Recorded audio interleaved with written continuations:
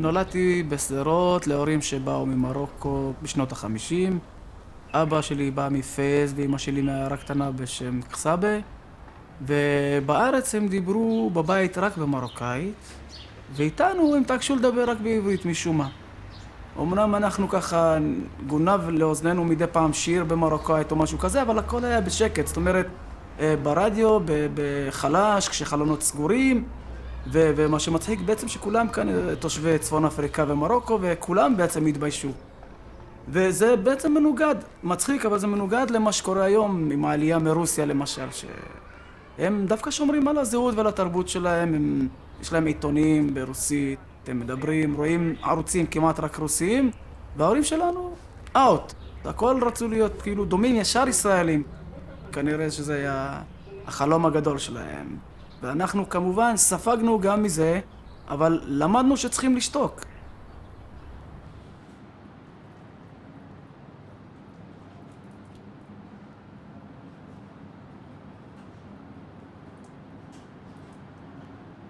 התביישנו באיזשהו מקום לדבר או להראות שאנחנו בכלל מרוקאים, אף על פי שלא ידענו שאנחנו נשמעים כאלה. כי מי ששומע אותי מדבר בעצם שומע את האקסנט, המזרחי או המרוקאי מדבר. והפעם הראשונה שבכלל ידעתי את זה כשהייתי בן 17. כל הזמן חשבתי שכולם מדברים כמוני, ורק כשבן 17 דיברה איתי איזו פקידה בלשכת גיוס שרציתי לשאול אם אני בכלל יכול ללכת להקה צבאית, אז היא אומרת לי, אבל יש לך מבטא מרוקאי. ורק אז בעצם ידעתי שיש לי מבטא, הייתי בטוח שאני מדבר כמעט כמו כולם. ובעצם בגיל הזה, גיל 12-13, התחלנו לשמוע מוזיקה שבאה מחוץ לארץ. זאת אומרת, ביטלס, רוק'נ'רול, ושם יכלנו להתבטא הרבה יותר. זאת אומרת, זה כבר לא בושה. מרוקאית הייתה אז בושה ככה, לדבר מרוקאית. היה לעגו לנו קצת, כאילו, מה, מרוקאי סכין? מה עניינים? אסחבר, כל עניינים, זה היה יותר ללעג ולצחוק. ואנחנו רצינו להיות דומים לכולם, אז התחלנו לשיר גם כן באנגלית, ובעצם העניין הרוק'נ'רול, אולי זה היה משהו אנטי-ממסדי בעצם, אחרי שאני מנתח לאחר הרבה שנים, כי מי שבעצם הכלס את רוב המועדונים האלה של הרוק, והלכתי למועדונים האלה ברמלה וברחוב המסגר וכל מיני, זה בעצם כל מיני חבר'ה מבני עדות המזרח שרצו להתמרד או להיות אנטי-ממסדיים, אבל התביישו עדיין לשיר במרוקאית או בערבית מאיפה שהם באו, עיראקית, טוניסאית, טריפולטאית, כל מיני שפות שאנשים בעצם התביישו בהם. ולראיה למשל שהמוזיקה המזרחית שהלכה אז, באותה תקופה זה בעצם משהו יווני. ולמה יווני? כי יווני זה לא ערבי. יווני זה מזרחי אבל אירופאי. הבסיס של המוזיקה הישראלית, מה שנקרא אז, ארץ ישראל היפה והטובה, זה בעצם היו שירי עם רוסיים שעלו לכאן, לקחו תלחנים ואז שרו אותם בעברית, ושאר הדברים, אם זה הכי טוב והכי יפה, שאר הדברים כנראה פחות טובים. אבל החיבור שלי האמיתי לשפה הזאת המרוקאית התחיל בעצם כשהתחלתי לנגן בחתונות. בחתונות היינו חייבים לשיר, שיר באנגלית, שיר בצרפתית, שיר בספרדית, כל מיני שפות, וכמובן שחלק מזה זה שיר במרוקאית.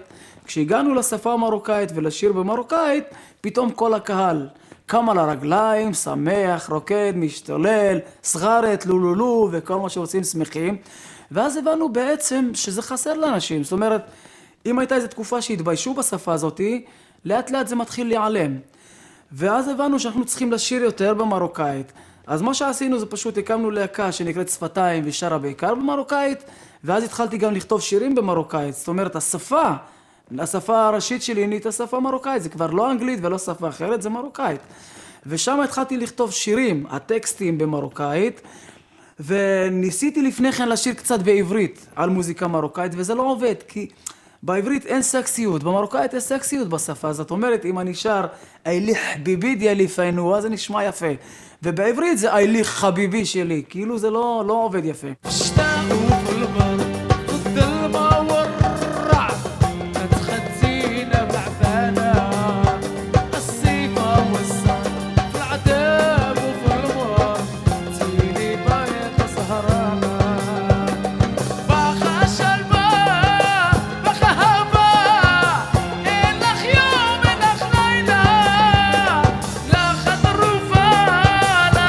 شوفها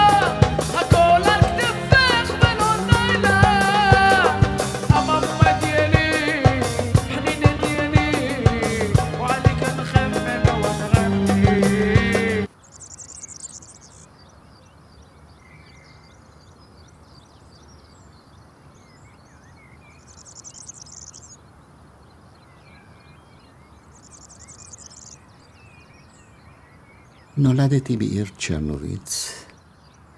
שפת אמי היא גרמנית.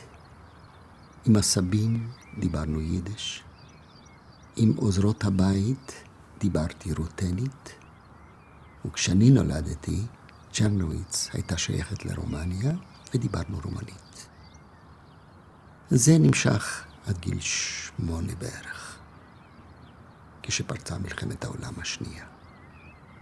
והאידיליה הזאת של דיבור גרמנית נהרסה בבת אחת. נדחפנו אל הגטו. לאחר מכן הועברנו למחנה. הפרידו ביני ובין אבא. את אמא הרגו עוד לפני כן, ואני נשארתי לבד.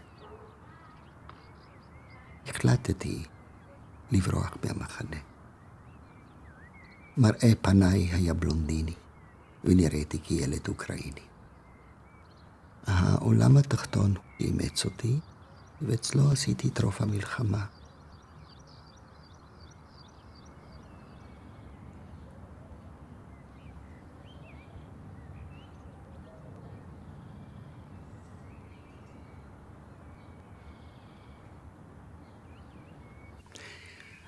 ב-46 עליתי ארצה, הייתי בן 13 וחצי.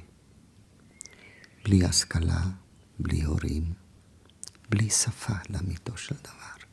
ידעתי הרבה מאוד שפות, אבל כל השפות ביחד לא היוו מספיק לתקשורת. ובאמת היינו כמו מגמגמים.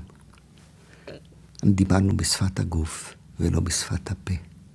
כל אחד ניסה לבטא את עצמו במה שהיה לו.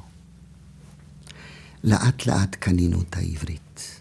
זה היה מאמץ גדול להכניס אל תוכחה שפה שהיא חתוכה בצורה שונה מן השפות שידעתי. היא נשמעה יותר כפקודות, ללכת, לישון, לסדר. היא נשמעה כאילו היא צמחה מן הים ומן החולות שהקיפו אותנו בעתלית.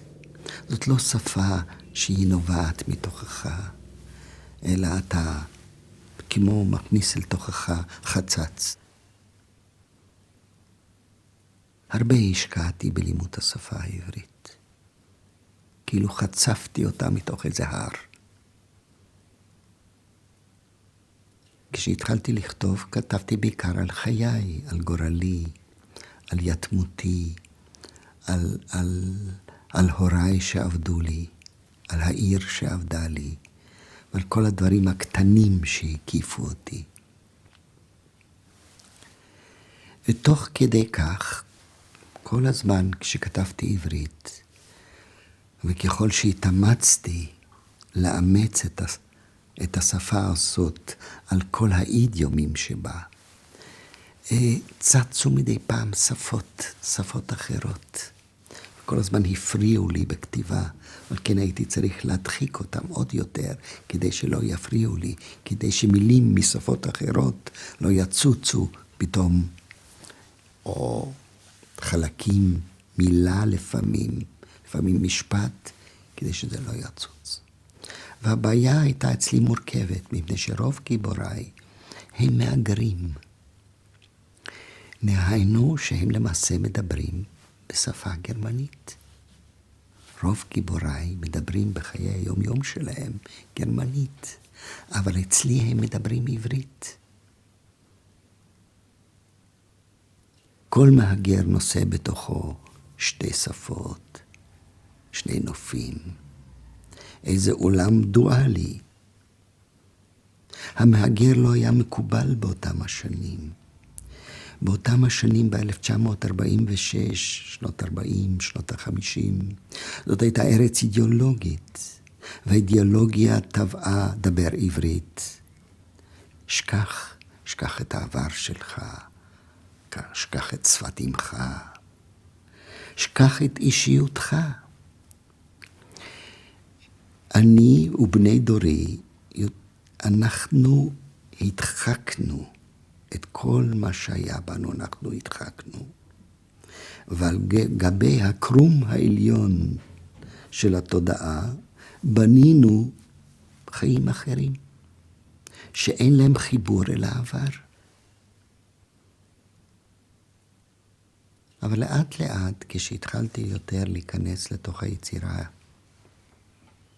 הבנתי ששום דבר יהודי אסור שיהיה לי זר. אבל כן למדתי יידיש. למדתי יידיש גם כדי לגרש את הגרמנית מתוכי. כלומר, יש כאן סיבות פסיכולוגיות מורכבות. אני באה ממשפחה מתבוללת, ולכל משפחה יהודית מתבוללת הייתה איזו אברסיה ליהדות שלה. ויידיש הייתה סמל של היהדות. וכיוון שאני רציתי לדעת כל דבר יהודי, למדתי גם יידיש. ויש לי שליטה טובה, כלומר לא מושלמת. ביידיש אני קורא ואני גם יכול לכתוב. ואני קורא ספרות, הגות ביידיש. השפה הזאת היא מאוד יקרה לי.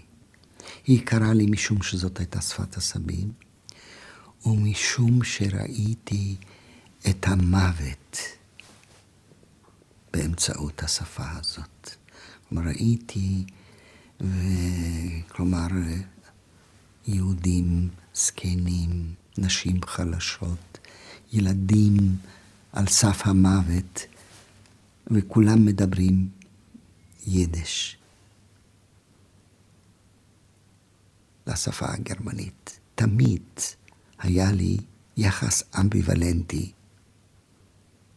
ידעתי שזאת שפת אמי, אבל גם ידעתי שזו שפתם של הרוצחים. אדם שמאבד את שפת אמו הוא בעל מום לכל חייו. אתה לא מדבר בשפת אם, היא זורמת מתוכך. שפה קנויה, אתה צריך לעמוד כל הזמן על המשמר, שמשהו זר לא ייכנס לתוכה. ועל כן לא פלא, למשל, שעד עצם היום הזה, כלומר, עברית היא שפת אמי, אין לי שפה אחרת. אני חולם בה, אני כותב עליה וכו'. עד היום הזה יש לי פחד, חס שהשפה הזאת טובעת לי. יש לי כל פעם, לפעמים אני מתעורר, כאילו העברית הזאת שקניתי אותה במאמצים רבים, היא נמוגה, היא נעלמת. אני רוצה לתפוס אותה, ואני לא יכול לתפוס אותה יותר.